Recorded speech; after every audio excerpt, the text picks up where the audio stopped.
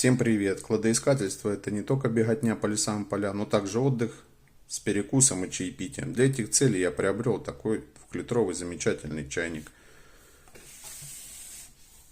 Ручка покрыта пластиком. Также есть держатель на крышечке.